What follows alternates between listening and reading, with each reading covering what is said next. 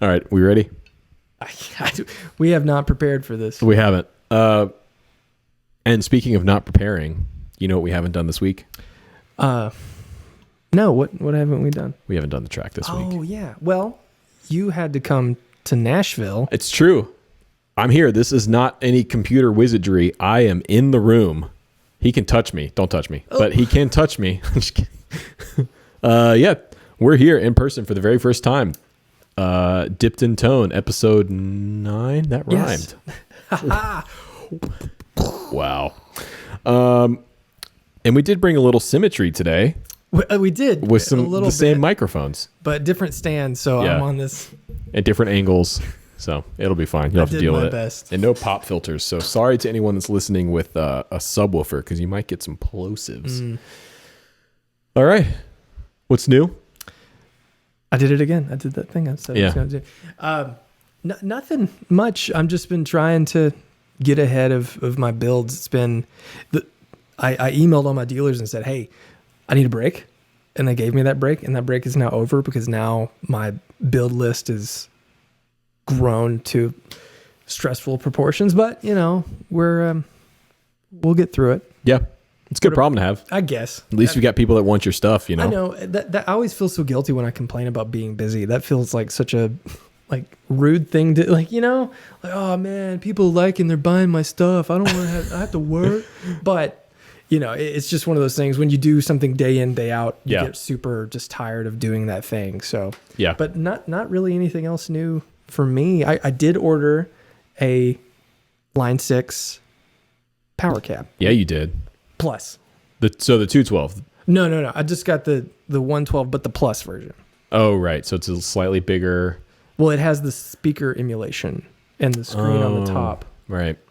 I should know this. Right. I have it at home, but you're going to like it a lot. With the Stomp, you're really going to dig it. It makes it, the common complaint that I always hear and we've talked about this before, but with modelers, like, oh, it doesn't feel like the amp in the room.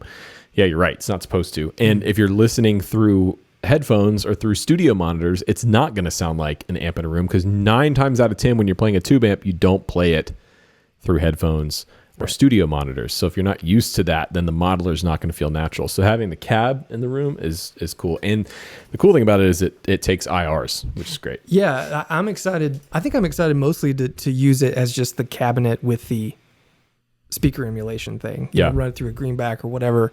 That to me is really exciting because then that frees up a block of power on the Stomp and I can experiment more. And the cool thing about it is it's built like a cabinet, like a real cab. I've used some of the FR stuff in the past with the Kemper and like using a PA speaker or floor wedge or something. And the cool thing about the power cab is it's an actual guitar speaker. So it's a paper cone. I think it was a collaboration between Celestion and Eminence. I could be wrong on that. Or Line 6 and Celestion or Line 6? Yeah, Line 6 and Eminence and Celestion, I think they all worked together on it to develop this high wattage FR speaker that was built like a guitar speaker would be built, but it's full range. Yeah. So yeah, I'm excited that it has tilt back and I can just kind of play it because that's been the most exciting thing is being able to play all the different amps that are in the Stomp, but I want to have that cabinet experience. And it's loud. Yeah, like 250. Oh my God. Yeah. Watts. So pretty loud. Nice. So what's been going on with you? Well, Tilly and I are up for the rest of this week here in Nashville because we haven't been to town since February. Right. Which is crazy. Under normal circumstances, I'm up here at least once a month, like a few days a month. I'm in Nashville. But because of the pandemic and everything, we haven't been traveling much. And so, this is our first time really traveling for most of the year since the beginning of the year. And I'm not looking at my phone, by the way. We have the Discord open. Shout out to everyone in the Discord chat here. Yeah. Thanks for joining us. We've got quite a few people in here. Yeah. So we're not just like answering text messages. It's on Instagram. You see that? Yeah, hey man. Speaking of, I was honored today to be mentioned in a Chibson post. Yeah. They said you can sound like Fret Shull, and it is genuinely one of the highlights of my career thus far to be on a Chibson post. So thank you. And tell the people what it is that they're Oh, the negative fret. Yeah. We'll show the people. If you're not following Chibson USA, Chibson_USA on Instagram. This is their newest post today.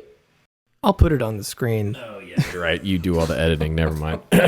Anyways, negative frets, fretted headstocks. These frets are beyond nuts. Get positive feedback with negative frets. Play like Fret Shoal for just $9,999. Includes 6 additional frets. And it's next level. So I don't follow them because I should. I don't feel like I have to, because anytime they post something, it's shared all over the internet.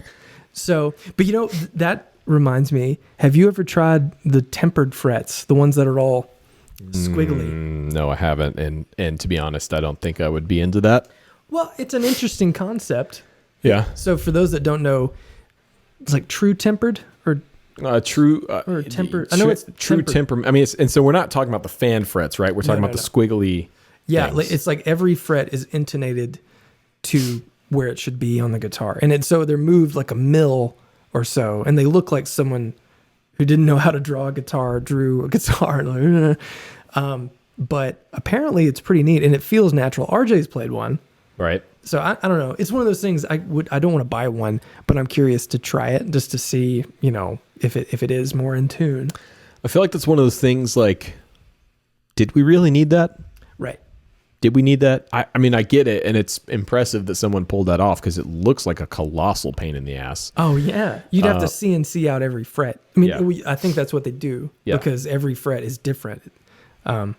So, but there's a lot of that, like the Buzz Phyton tuning system. You've heard of that? That's been around for ages. That was on like all the Washburn guitars. And a lot of bassists have that on their guitars. And I think it's like a different alignment of the actual fret wire, so it's better intonated. But I'm not sure. I'll post what it actually is. But that's another thing. It's like trying to fix the small problems with tuning and stuff. The boomer in me is just wanting to say out loud, did Clapton need that? I don't think so. No. Anyways, so that's pretty much what's new. I'm trying to think what else. No new gear purchases or acquisitions this week. You did have to give back. Oh shit.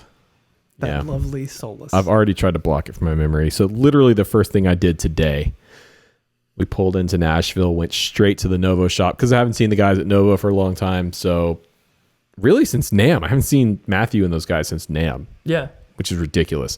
And I had to bring the Solus back, which was a genuinely sad, like honestly, it was really sad. I felt like I was taking one of my guitars and just giving it away, which it wasn't mine. Never was mine. Never will be mine, apparently. Because for those that don't know, that is the prototype F1 that Dennis actually made. Yeah. So, and it was a hit at NAMM. Like everyone that played it, dude. They were turning down offers. Like people were offering ridiculous money for that guitar. Yep. And Dennis turned it down. And my offer was, I'll play it on my videos. Be in every other video. I promise. And they're like, yeah. They're like, you have 3 Novos. You're fine. You'll be fine. Do you know what you want for the Solus? Yes. Do you want? Is it going to be a video? Is this going to be something you should? No. It's not going to be a video. I'll tell you exactly what I want. Sure. The new Novo signature line that they've been doing. Like Dennis builds guitar. Basically, they are Dennis built Novos, and he just does whatever he wants. That's what I want. Yeah. I want a Solus that is Dennis's just brainchild. Just because you saw the one they put up on Instagram last week. Yeah. We have talked ad nauseum about, and you know what's funny? I'm on the Novo Facebook group, and I saw the owner post that guitar, and I was like, "Oh man, you're the one that got it." But what if he makes something, the next Solus, and you just hate it? It's a fair question. Like like the color combination is just like not Then what I would do is I would just kind of pick his brain and be like, hey man, what are you planning? You got any ideas? And then I'll let him describe his ideas to me and be like, cool, I want that one. Put me in line for that one. I feel like Dennis wakes up in like a fever dream at night and is like sweating, like, I have this idea for this color, and he's like just jots it down in a notebook by the bed or something. Dude, he did that with my Ceres T, the red burst Ceres T. That was a Dennis creation. The color was, I told him, I basically said no yellow, no green, and no like royal blue or anything like that. And he came back with, it's the red to black burst with the painted red binding. And I had the moment where when he was describing it to me, he's like, in a white pearloid pick guard. I hate pearloid pick guards. I hate them so much. Toilet seat. Oh my God, I hate them. I told him that I was like, love the color. I'm not sure about the pick guard. And then he sent me like a rendering that he made, and the pearloid on that color, on that body shape just worked. And it's an aged, so it's not like stark white. Right. Yeah, it works. So I trust Dennis. I think that is the only pearloid that really works, is that the slightly yellowed a little bit, because otherwise you're right. It just looks really jarring and cheap. Yeah. Or something. Yeah. So anyways, yeah, if I can get in line for a Dennis built Solus, then I would love whatever he comes up with. It's going to be a blue, royal blue green burst. To be fair, the one I had was royal blue. There's like that metallic royal blue. Right. And it's and I've already seen, there's somebody else that had one made like that I've seen floating around. Matthew told me that they've built 5 or 6 that are matching that guitar. So hey, I mean, they've built copies of my guitar. They've tried to build several copies of my Ceres J, but they can't do that finish again because mine is I'm not sure if they want me to say this, but whatever. That's one of the early Novos. It was one that was, I believe it was started in Pennsylvania and either finished in Nashville, or it was either the last one they finished in Pennsylvania before the move to Nashville. But it was early on, and the finish on that guitar actually is poly. It's not nitro. Oh, it is? Yeah, did you know that? I did not know that. Yeah, that's a poly coat. And so snap. Now they do everything in nitro, and the nitro finish for that burgundy mist sparkle, they can't do the same color and the same kind of sparkle as mine. So that makes me feel good. There are certain like really bright colors that just don't work in nitro. Yeah. In a lot of Fender, like sparkle colors and stuff, metallics are poly. Yeah. And Gibson's too. Yep. But yeah, my guitar that's the showroom version of that. The TCS is a copy of my guitar, except the pickups have pull pieces. God, this is such a great guitar. It's so good. So good. God, it feels so good. And I played anyway, so the next the next topic, we actually have a topic for today. Just one. just one. Let me pull my Discord back up here, check the chat. Rob Pierce is in from working at Fender, building amps today. Oh, nice. We should plug, if you want to join in our Discord chat while we are recording this, usually remotely, but when we're recording live, you can join in and listen to us live like these fine folks here in our Discord server. Join the Patreon link down below. I'm going to noodle on your guitar here. Sure. But the topic we have today is something that some people have been asking for. Yeah. We're here to talk about that seasick green box that everyone loves or hates. The old green box. The one. All right. The one. So let's preface this by saying you and I have been planning this video for a while. Video for my YouTube channel. I wonder. I can't remember when I bought it, but I've had it for a while. Okay, sorry. I think the title is going to be something like why I hate tube screamers. And the idea here is we're going to take this. Describe this tube screamer that you bought. Well, it's a TS9, just a normal bog standard 9 reissue. I don't know what chip's in it.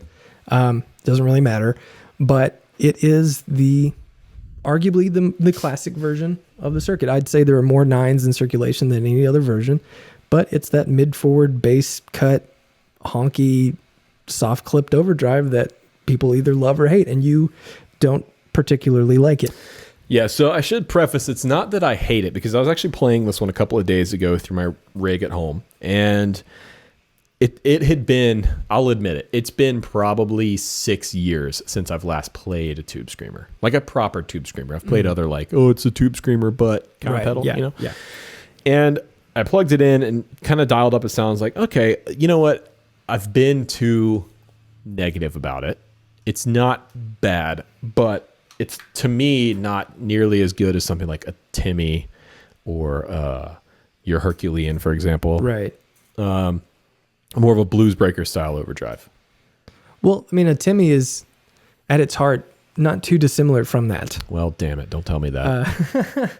And, you know, neither is the Herc, but you can remedy a lot of the problems. So the idea of the video was you try it, you tell me why you hate it, and then I try to fix it and get that hate out of it and make you like it. And then you can have like this little thing, and whenever you gig again, if you want to take it, you could have it as like a secret weapon, and people are like, oh, it's just a Tube Screamer, and you kick it on, and it's like, whoa, yeah, the secret weapon. So we're gonna make a secret weapon here. Now, these settings that you have here dialed in, I'm taking a video here for posterity's sake. We need to turn that level up. Yeah, I was gonna say, are those the settings that you would go with? So usually I set the knobs kind of like that. So drive down. I might use this in the video. So. Gain up, and then the tone to taste. Usually noonish. This is like, right. But yeah, that's usually how I rock it. Use it more as a boost, less gain. Right, and I hear that's sort of the way to do it, right? You you don't rely on the overdrive itself for the sound. It's pushing. Yeah, use it as a boost. I mean, I like the overdrive in it, just like I like the Klon's overdrive, but to me, that's what makes it good. Using it to really hit the front end of an amp that's got, you know, little heat on it, or, you know, in our case where we've got the Victoria plugged up with the aux, and it's not really that pushed. Yeah.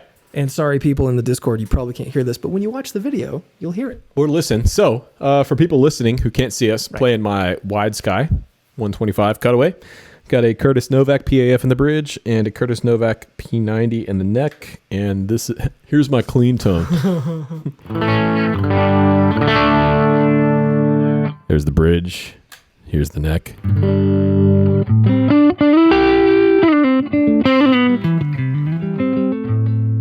I like that. Yeah, it sounds good, right? It's tasty. It's dark. It's like a warm blanket. Especially on those altered chords. So, now I'm just going to kick on. Do you want those settings? Because you're trying to make the case here for the Tube Screamer, so I feel like you should dial it in. All right.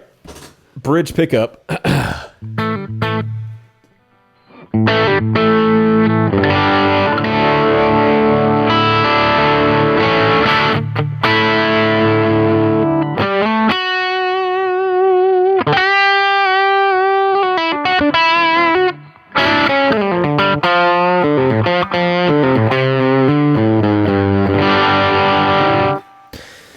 Don't like it. Yeah, I feel like. Are you trying to? I don't know. I didn't. Do you want to play it? No.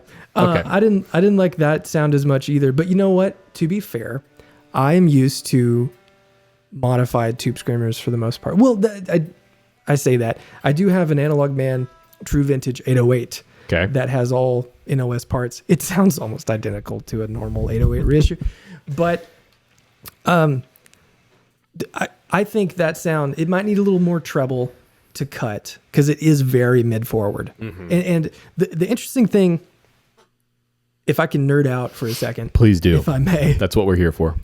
The interesting thing about the taper of the tone control in a Tube Screamer, it's called an S taper. Okay. It's kind of the same thing as the iCar taper in a wah, where it's linear, but in the middle of the throw of the pot, it actually levels out. So it goes up, levels out, and then goes up again. So there's actually not much happening in the middle of the the throat, just like Sure. on a vintage wah. Sure. When you're in the middle, it's kind of the sweet spot, and it stays the sweet spot for a while, and Right. then stuff starts to happen. It's the same kind of idea.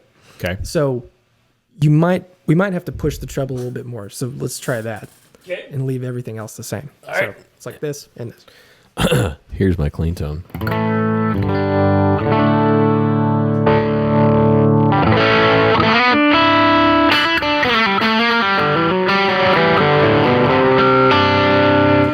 All right, that's better. We'll go to the neck, see how the neck's doing.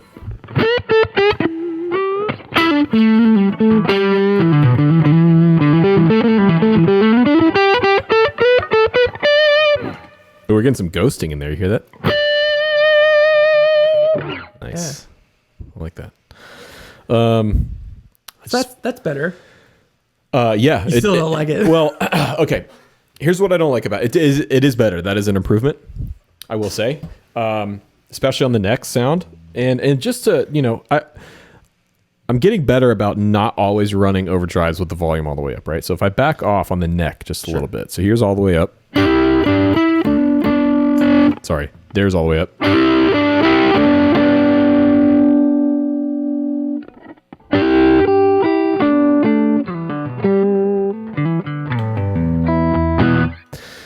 To me, when you back off the volume of the guitar a little bit, it gets closer to what I want it to be. Let me describe what I'm wanting out of it. Yes. And the thing I've been thinking about is like, how do I not describe turning a Tube Screamer into a blues breaker? Because that's really kind of what I want, or a Timmy. Yeah. Like the goal is to not turn it into that, because I already have that. Lots of people have that. It's a different thing, right?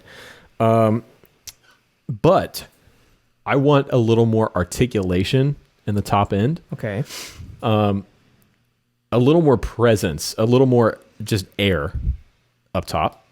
I want the mid-range to still be there, because I do think that is what makes a Tube Screamer a Tube Screamer, is that very mid-forward punch kind of thing. Yeah. But I think the way this is right now, it's all mid-range at the sacrifice of everything else in the frequency spectrum. It's kind of closed off. Yeah. So I think it's totally doable. I mean, well, I know it's doable, and it doesn't take a lot to get this to that point. But it does do a thing. And, especially if you had like a Strat into more of a silver face or a black face sort of thing. Well, we should point out we're playing into a Fender style amp. That's like a Tweed. Okay, so it is more mid-range. Yeah, okay. So it's definitely more mid-forward, so it does get kind of muddy and cloudy. But if you're using it into something that's a little more scooped, and one thing we can do too is we can make that LED visible. That would be great. Because if you don't know, a Tube Screamer's LED, it might as well not be there. So yeah. In fact, when I got it a couple months ago, well, let's be honest, I've had it. I don't even remember when I bought it. Don't worry about it. I've had it for a while, and the first time I kicked it on, I hit it a couple times. I was like, did Zach send me a broken Tube Screamer? Which we actually just found out it is broken. Yeah, the power jack needs resoldering. Yeah. I bought it in August. It's fine. Oh, okay. I thought it was, I didn't think it was that long ago. No, it's fine. Don't worry about it. Anyways, we're busy people, and we have things to do. So, yeah, does that make sense? A little more articulation, a little more brilliance, and how do I say this without sounding like a used car salesman? I just want it. I want it to be more and more better. Yeah, no, I get it 100%. I know exactly what I will do.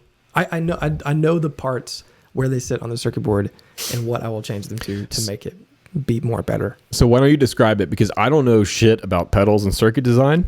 I mean, I know about diodes and soft clipping and things like that, but why don't you describe what you're going to do? What's your plan of attack? My plan of attack is to change the clipping diodes. That's going to be the first thing. So it's stock. It has 2 silicon diodes that are soft clipped, which is fine. That's what a blues breaker is. But I'm going to change it to LEDs, which have a higher forward voltage, so they're a lot louder and they sound more open. They're not as closed off. It's kind of like you just widen the spectrum a little bit, and you get a lot more volume, which I think it needs. I think it needs more headroom in a way. Yes. I'm going to That's another thing that, okay, you just opened up another thing that I was feeling and couldn't put to words. It lacks headroom. It only goes so far. Yes. Yeah. And so the harder you play, because I like to play, again, I feel like I sound like a douchebag. I like to play with dynamics. Okay. But that's the reason I don't use a compressor on my pedal board, because I like being able to clean up, this guitar is not wanting to stay in tune. I like being able to clean up or dirty up my tone depending on how hard I attack the strings. And I feel like when playing this, I can clean it up by lightening my touch, but it doesn't give me more the more you dig in. Yeah. Well, I think that's just inherent to the diodes. It's only 2 diodes. And actually, we could put in a bunch more, because that's kind of, the thing that a lot of other people are doing with the similar, like the Timmy has like a bunch of diodes. Okay. And so if you start chaining them together, you're just like ramping up the volume and the headroom, really. But that's totally right. It's very closed off. I mean, like the way I like to run it with the gain low is because that gives you that headroom. Okay. But we should crank the gain. Let's do it. Just to see. I'm gonna get this. I'm gonna get this on my cell phone for the video. Here we go. You guys are witnessing a podcast in production and a YouTube video in production. Holy smokes! What a time to be alive, huh? Wow. All right, so we're pushing the gain. Tell me when. I just turn it like that. Yeah, I turn the volume down just a little bit because it will be loud. And see what happens. Here goes nothing, folks. You're gonna hate it. Oh boy. If you're driving, maybe pull over. All right. Here's my clean tone. That's a nice clean tone, by the way. That Victoria, that's a good sound, and that does not suck. Yeah. All right, here we go.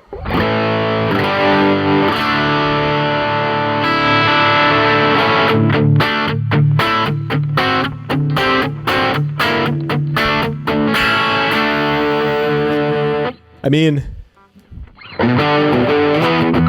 Oh, wait, we're going to get blocked. Never mind. Oh.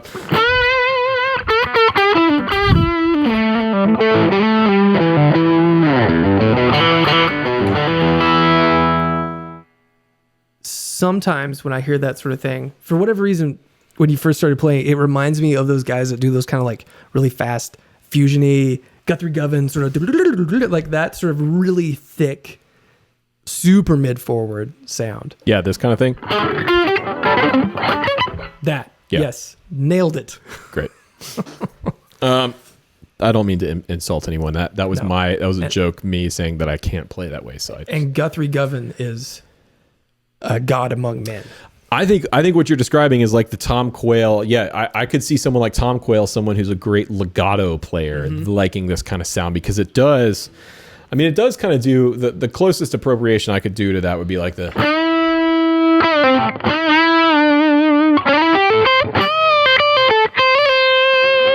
Let's see if I can play this.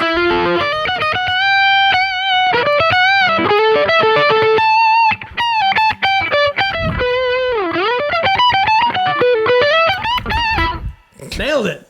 No, I didn't nail it. I stumbled through it, but I strumbled through it. Oh shit. Yeah, but okay. So, but it does that thing. It kind of has that sort of, dare I say, dumbly.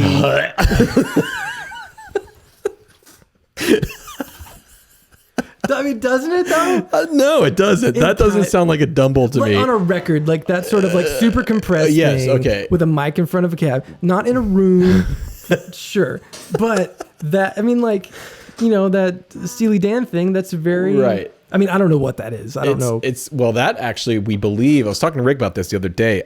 We believe it was the Fender Princeton 2. Oh, like a Rivera era. Yes, the Rivera era Princeton 2. So, because who played that? Was that? Yes, that was the go-to like session amp at that time. Who played guitar on that? Larry Carlson. Oh, okay. Yeah. Oh, okay.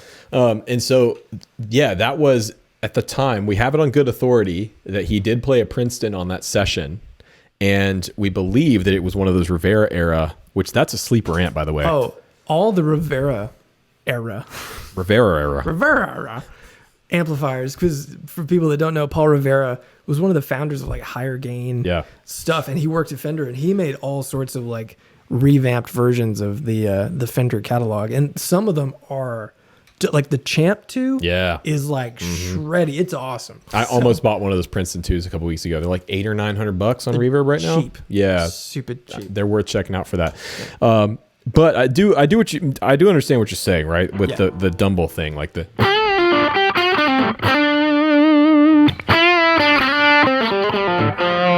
that really soft attack sort of thing. Right. But yeah, I feel like all of that we can kind of finesse into the right locations, because like, I mean, the mods for the Tube Screamer, I mean, that's where I basically got started, and like so many other people back when Robert Keeley would just have all this stuff on his website, and he like said, change this to this, and this is what it does. And you're like, okay. And you like make a text document and copy it. Yep. But you can increase the range of the gain pot. Yep. So it actually has more control. Okay. Bring up the bass a little bit, reintroduce some treble information, actually bringing up that bass, adjust the amount of treble that you have coming in, because it's on a filter. But you know, I have a very soft spot in my heart for the Screamer, because mainly using it as a boost. Sorry. I mean, laughed at. It's a very sentimental thing. It's very sweet. I mean, like, you know, we all have those sort of things. You know, it's like, yeah. I have friends that they love the Ibanez Smashbox because that was like their first pedal. That was my first pedal, and that's a dog shit pedal. So, like, but people like that kind of, you know, they feel sentimental. But I just think this thing, it's been used on so many records. Like Metallica's first record had this. Like, everybody has used a Tube Screamer at some point or another. I'll say it this way. I feel bad and like an idiot, and like I don't get something, like I'm not clued into the joke, right? Like everyone loves Tube Screamers, and everyone always talks about Tube Screamer, TS this and 808 this and the chip and all that kind of stuff. And I've always been like, what am I missing out on? I don't get it. And to be fair, back to the Dumble thing, supposedly where Howard Dumble got the inspiration for the Overdrive Special was hearing Robin Ford play a Tube Screamer through a Super Reverb, through a Blackface Super at a gig. Right. And you're right. If you've played, like I have that Dumble clone in right now, the Amp Nation, and the gain channel sounds like he essentially just hardwired a Tube Screamer circuit into the amp almost. Do you remember those Ibanez Tube Screamer amps? Oh, yeah. You remember those? I've never played one, but I've heard of them. I had a friend that had one. Well, I say friend. I knew a guy that had one. And he was like, hey, could you mod this like you mod a pedal? And I was like, I don't know, because supposedly it was a Tube Screamer in an amp. Right. And so he gave it to me, and I did. Wow. And so it actually just had like a Tube Screamer circuit. I had to like basically write out the schematic. But those are kind of, they're not very good. No, I can't say anything. Don't say that. I can't say that. Don't say that. You're gonna sucker some poor fool into going on Reverb and spending his money on they're cheap. So that's just a fun experience. Yeah, and they're a bad green too. Like there's different shades of green. I would say that's not a bad looking green. It's pretty seasick. It is seasick, but it's become lovable because of the pedal it's associated with. But the amp is like a dark Sherwood sort of green. It doesn't look good. No. They're not very attractive. All right, so you're gonna change clipping diodes. Oh, question on the clipping diodes. Sure. When you say LED clipping diodes, do you actually mean actual little LEDs that light up inside the pedal? Well, not all LEDs will light up inside the pedal, but yes, like you could take the LED, the indicator light, and put it in the diode position of anything, and it'll clip. Yeah, and it depends on how much voltage is hitting it, to whether or not they'll light up. They will kind of light up in this. You put it in something like a DS1 that's got a ton of gain, and they like flash. Wow. So but yeah, actual LEDs. Because there's certain things, like if you did germanium, you could do a germanium mod, but germanium have a really low forward voltage. So you would have to do something to recover that output, and it's like moot. So like sometimes people do that, and it's kind of like working in reverse. I'll probably change the chip. The chip doesn't really matter, but you might as well do it. Right. Because you could experiment if you wanted. If you were so inclined, if you actually, like, after we mod it and you're like, I kind of like this now, I want to, like, play with it. You could take the back off and put different chips in it. So with a chip, what is it doing in a Tube Screamer? It's just the operational amplifier, the op amp, the thing that everyone talks about, the 4558, the JRC, the RC, whatever, whichever version. It's just, it's a amplifier stage that clips, and then a gain recovery stage that makes up for the volume that the tone circuit is sucking out. And then it has an input buffer and then an output buffer, and that's it. Okay. Yeah, I mean, well, there's like a flip-flop circuit for the switching that uses, like, you know, transistors to route the signal on and off. But it's a really simple circuit. Yeah. That's why it's literally cloned by everybody. Everyone. Yeah. Well, and I think that's also too, if we're getting into like why I don't like Tube Screamers. They're just everywhere, man. And maybe I'm just a stupid hipster, right? That's like, oh, I don't like stuff that's popular. I gotta, you know. Let's see, where is that? Where are these pedals I brought? Oh, no, way down there. Yeah. Wait. Oh no, don't touch your light. Anyway, I brought some pedals that are like the Spaceman. Oh, it's over there. Yeah, it's like that's basically what you were telling me what that was. It's cool. It's got a 4-pole filter in it, like a synth does, right? Which is cool. Most overdrives don't have that, but essentially it's what, like a blues breaker with just a fancy filter in it. Yeah, it's like a blues breaker which like branches off to a filter section. Yeah. That, you know, changes something. I don't know. Well, the filter's cool in it, but yeah, it's like it's that whole idea of you get sort of reductionist with this stuff where it's like, oh yeah, it's just this with this mixed in, or it's just a Tube Screamer with this mod kind of thing. It's like, okay, well, here's your. I guess to me, the Tube Screamer almost feels like standard issue in a way. Well, for good reason, but yeah, I mean, it is like, I mean, that was one of my first proper overdrive pedals was a Tube Screamer, you know. Mine was a box of rock. Oh well, that's a boutique thing. So it wasn't the hand painted one, but still. But still, I mean, that's streets ahead. It was great. I didn't know what I had at the time and I ended up selling it, but I don't like them, so I think you did okay. Yeah. So there you go. So you're going to change the clipping diodes. You can change the chip. You're going to change the taper of the pot, which I guess involves changing the pot. No, just changing some resistors around it. I'll change a few resistors and some other caps, and try to clean up some of the noise. It's subtle, but you know, why not? If it's a part, I have a desoldering gun that makes things easier. If you ever want to work on pedals and you have $300 to throw around, get a desoldering gun because it's as one does. Yeah, it's better than a solder sucker. Yeah. Just checking in on the old chat here. I think the amp is going through the aux box and then the headphones. Yeah. So you guys are going to have to imagine this tone in your head if you're watching it live. It's glorious, especially the Dumble sound we just got. So yeah, that's it. I think now the next step is we're going to drop it off, or I'm going to drop it off. And by drop it off, I mean I'm going to leave it here. We'll leave it here, yeah. Because we're at your house. And then you do your thing. You're going to film it, right? So I can have something to cut together in the video. Yeah. Or else that'd be a lame-ass video if it was just us talking and then, oh, here's the new Tube Screamer with everything done.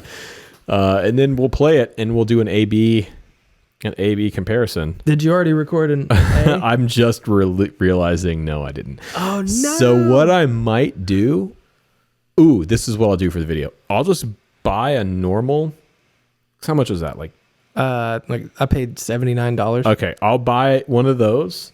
And we can, because that way we can actually A/B them. Right. In the and then video. you'll have another one to deal with. And then I'll have another one. I might just give it away.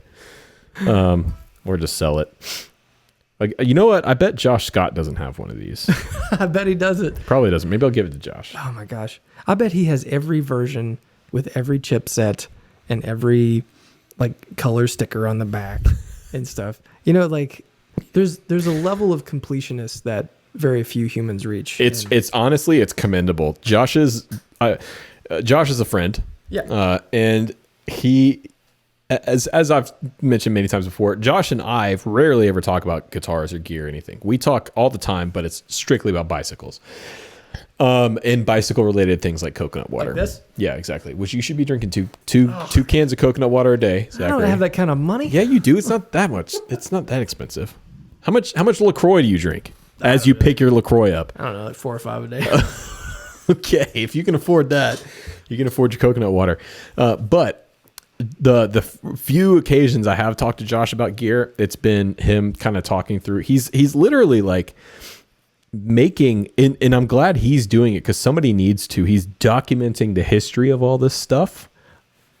Every time I see something weird on the internet, like that's available for purchase, I'll send him a text and say, "Hey, do you have this?" And he's like, "Oh yeah, I've got that one with the box." I'm like, "What?" He's got the box. But he and I were talking one time. He was showing me his DoD 250 collection. Oh, I bet he has. Oh, it's every one. 10? He's got every one. And he was taking me through on Marco Polo. He was like, it was honestly like a 12-minute long Marco Polo where he was taking me through. He's like, and this one, you can tell these two are different because this one has the 4 screws on top versus this one has 6 screws. And if you flip this one over, I was like, oh, man, I'm the type of guy. It's like, I would like a DoD 250. No, you wouldn't. Well, if I was into that, if I was, I would like a Gibson Explorer. I would not want every Gibson Explorer in every color that they made from every year, different generation, right? Sure. But I'm glad there are people out there like that because it's people like Josh that are keeping this stuff alive for future generations. If it was up to me, all this shit would be lost to time. Bury it in the landfill. Yeah. It's like, I don't like Tube Screamers. Get rid of all of them. We don't need them. Isn't that funny that it's everything. It's like every hobby, there's somebody, if you don't like that one thing, everyone's like, what? Because like I think the DoD 250, I hate it like way worse than you hate that. Like I do not like the DoD 250. I think it sounds bad. I just got another. We'll do a follow-up video. I'll mod a DoD 250 so you like it. I've tried it. And guess what? It's not good. Yeah, but the difference is you know what you're doing and I don't. Yeah. Hey, wouldn't that be fantastic? I know how to solder and that's about it. There are some amazing videos of people who like just say, I want to take apart this CFL light bulb and see if I can make a pedal out of the parts inside it. And there's people that have done it. If you did something like that for me, I would be like, man, I would mount it on the wall. I would shadow box it with jacks so I could plug it in. So you can plug it in on the wall? Yeah. That's brilliant. Ooh, that's your new, that's the new Mythos line. The Shadow Box series. The Shadow Box. Yeah. Shadow Boxer series. And it'll be, the logo will be like 2 boxers on the thing, And so the idea is you hang it on your wall above an outlet and you've got just a little dangly 2-prong cord that goes into the wall. Or you could, I would put a battery door on the bottom. And no, you need all 120 volts, man. Just send it. Just line voltage right into it. Line voltage, and you need a step down transformer in it. And we probably need it to be some kind of flame retardant. Something, but yeah, it'll be little picture frames. You can have them in your house, and you just go, "Oh yeah, check this out. It's art that you can play." That's the tagline. It's art you can play. Man, that's a Chipson thing. Oh God! But that is kind of that would be kind of a cool thing if you had like a really rare or important thing, and you didn't want to like have it on a floor or on a shelf. You have it mounted in a box and like have it on, and then when you apply power, it comes on. Yep. And you could have like a little switch or something. Or I guess when you plug it in, it's on. But have little, 1/4-inch jacks on the side of the box. Yep. Just play it. Yeah. Why not? And it's totally practical because, plugging in 1/4-inch cables up to your wall. Look at all this wasted space. It's true. Like everyone's house is like this. This could be a pedal board here. It could be. It could be. You never know. Art you can play, everyone. Here it is. You heard it here first. Someone's going to take that just like they took That's already trademarked. Our guitar back idea. That was... yeah. That was Juanji in the chat. Is it? Mm-hmm. Yeah, I saw like there was 2, and then one of them relented and changed their profile into something else. There was already a guitar backs out there? No, the 2 started after we did our thing. And so there was guitar backs and then like backs of guitars and then backs of guitars changed. Wow, so there's beef out there. No, I think the beef has been squashed with this. But there's still 2. Well, no, the other person changed their profile to be something else. So and they not changed their guitar name. backs. No. All right. But isn't that interesting? We're already carving out our little dipped niche. That's because we're influencers. We have pages on Amazon. God, I hate that word so much. Why? I don't know. It just makes me cringe. My mom says it sometimes. Like, you're an influencer. Mom, stop, please. She means it in a nice way. She's like, I'm so proud of you, but it's not. I was at a family reunion because every time I go anywhere where I see family, this was about a year ago, so before all the COVID stuff, and they were like, "So what are you building drums? What are you doing?" Yeah. And I was like, "No, I make guitar effects." And they're like, "Oh, cool! Like, is it all custom made?" I was like, "No, it's like a line, it's like a product."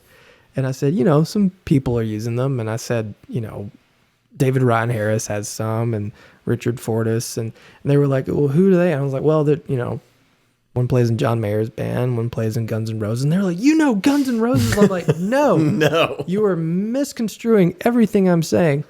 But it's so funny how excited people get. I had a similar experience a few years ago at a funeral of a distant relative, which are like family reunions, Yeah. You get together, family, and we were in South Carolina, and my whole family's from South Carolina, represent Columbia, Irmo, anyways, and some distant cousin, same kind of thing. Like this, I haven't seen this person since I was like 4 years old. I have no idea who they are, and kind of catching up. And my dad's there, and he's like, "Yeah, he's playing." And I think this was about the time I was going on tour somewhere. We were doing something, and my dad was talking about it, and he was like, "Oh, you're in a band?" It's like, "Yeah." He's like, "Cool. So y'all play Skinner?" I was like, "No, it's like an artist, like an original artist, and we play." He's like, "Oh, so no Skinner." It's like, no. We do play some Bob Seger though. Oh man, hell yeah, Bob Seger! I saw Bob Seger down like that Silver Bullet Band. Come on, brother. It was like trying to explain to him. Yeah, it's like it's Americana rock stuff. He's really good. He played on. And there's nothing, and you say, "Oh, we do a Bob Seger cover." Oh, hell, Hollywood Nights. Shit, man, I love that song. That summer of 1986, I was driving my Trans Am with the T-tops down. Man, I had the biggest hair. You should have seen it. Golly. My dad had a perm because he had... My dad had a perm. Yeah, because they had fast cars. Yeah. My dad had an afro in high school. Does he have your hair? Yeah. Okay. Yeah, but my hair is a little thicker than my dad's because my mom has super thick hair too. And but my dad... couldn't I can grow an afro, by the way. Right. If this goes out, it's full fro. But my dad couldn't, but he wanted an afro. And I look a lot like my dad, except for here, and the eyes look like my mom. So just imagine me with just a giant afro in high school. It was I'm gonna Photoshop that now. I have a picture somewhere. I'm not gonna share it publicly because my dad would be so upset probably. But it was, he had a perm in high school and the whole deal. My dad, this was later, this is probably like after college. He has like thin, wispy hair. And so he didn't want it to get messed up in his sports cars. He would have like, like a 911 or something ridiculous.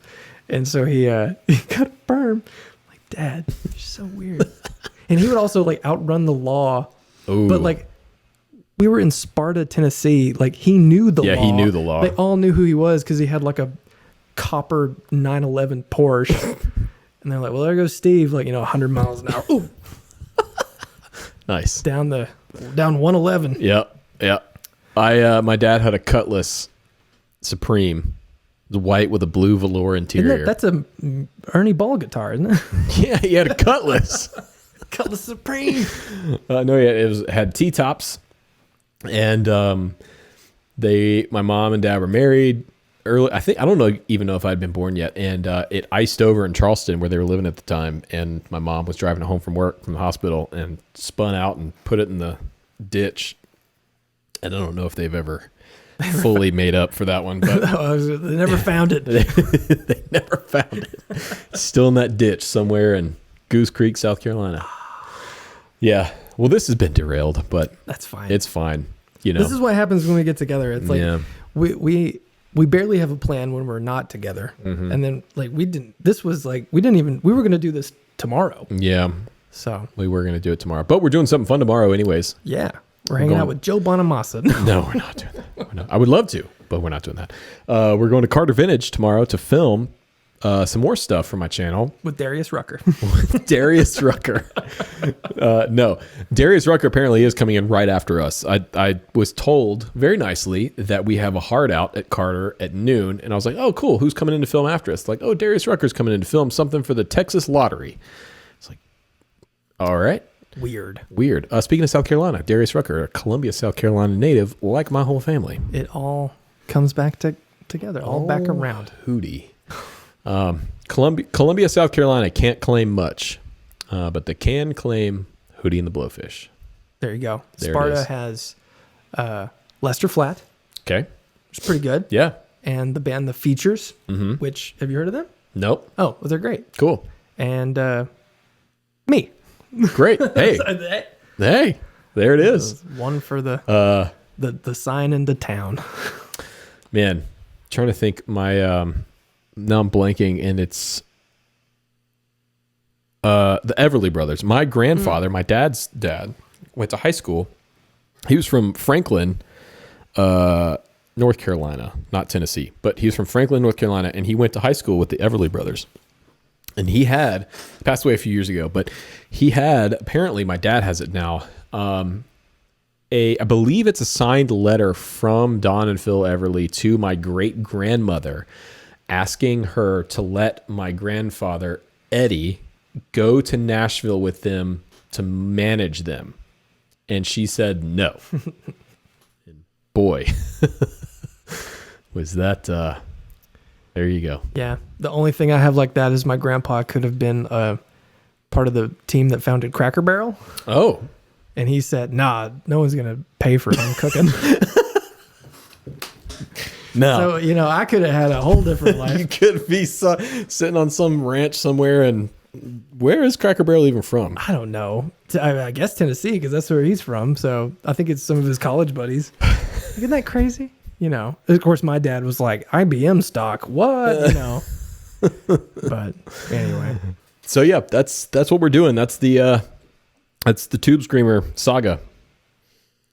There it is. Here, I'll grab it. I hate that you have to buy another one. I don't hate it. It's like, I feel like I owe it to the gear gods to have. I've never bought a Tube Screamer. The only Tube Screamer I have, you bought me. Mm-hmm. So I want it back after you. Okay. Then, yeah. Okay. Then I'll buy another one, and then you'll have to mod both of them though. Sure. Whatever you do to this, you'll have to do to mine. I will say, last thing, my favorite mod is to actually, and this is like, you would probably love it because you actually take out the tone circuit and replace it with a different tone circuit, and it makes it like almost Klon-like. Well, why don't we just do that? Well, I guess I could. Yeah, why not just do that? Okay, yeah. Sure. You know what you would love is this one mod that I'm not going to do, but you would love it. Sounds great. No, I should do that. I don't know. I was thinking stuff that other people could do easily because this is like way more involved, but it's like, it's not that big a deal. So yeah, I'll do that. I might have to order a potentiometer, but that's not a big deal. So sure. Okay, great. We've got a plan, ladies and gentlemen. So my question is, when this thing's all said and done, is it even going to resemble a Tube Screamer in any way, shape, or form? Sonically? With the tone knob down, it will sound a little darker and kind of closed off. But all in all, it should be miles apart. Miles apart. Yeah. That's our band name. That's got to be taken. So miles apart. In the comment section below, leave a band name for Rhett's backstage live band. On his live stream last night on Instagram, we were kicking around some good ones. I still like Blockade Runner. Blockade Runner's cool. That's not bad. I've got a list that I've been running with for a while. I've talked about it publicly briefly, but I'll talk about it here. I've never actually shown you my list. Let me pull it up real fast and we can end on this. I've been collecting these band names over the last 4 years or so. And by collecting, I mean somebody says something, put it in your list. We used to say Athens Band. Uh-huh. Athens, Georgia is full of weird bands that have terrible names. So start off as a Athens band. Second Vasectomy. Snip, snap. Florida Man. Dick Fist, but the S is capitalized. Let's see. Cooter Bone. Guac Faucet. Umami Bomb. I like that one. Yeah, that's good, right? Some of these are actually good. Bob's Wife Betty. I don't like that one. I like that one. That's a great Athens band. Bob's Wife Betty. Your Solo Doesn't Matter. Canadian Slang. That was actually Josh Scott came up with that one. I like so that I got to one. give him credit. Canadian Slang's great. Yeah. The Perverts. I can't say this publicly, but I'll just show you. So we'll have to bleep that out probably. Yeah, but anyways, that's and finally White Trash Alter Ego. I like that one. Yeah. But Blockade Runner, I think, is a good, because we were just coming up with Star Wars. Yeah. Things that would be good band names. Lando's hand. Mm-hmm. Like his playing hand, his card hand, not his like hand. The Funky Falcon. Funky Falcon was good. No, I'm just coming up with new ones. Cantina Band. Cantina Band. They had the band name, but I can't remember what it was. This all started because I was on a gig one time in Baltimore, Maryland, and the venue we were playing, I was looking at the bill, and there was a band coming up called Mos Eisley, and I was taken with that name. I want to stay. Okay. Well, anyway, thanks everyone for watching or listening. This is a fun episode. Yeah. Hopefully we get to do this again soon. Maybe not, because COVID's a thing. But I don't know. This is it's way easier to communicate when there's not like a 3-second lag between we're talking. It hopefully will be a lot easier to edit too. Because usually my computer will like freak out. I'm like, why am I out of sync now? Like 5 minutes later. Yeah, absolutely. All right. Well, subscribe if you haven't done so already. Leave us a like. Leave us a review on iTunes. Yeah. It helps new people find the show. And soon there will be merch. Yeah. Every week I keep saying that, just like that theme song. Damn theme song. But yeah, I might just have to hire someone to do it. Okay. But I have a lot of ideas. I have so many ideas. Yeah. So yeah, got it's coming, baby. All right. See you guys.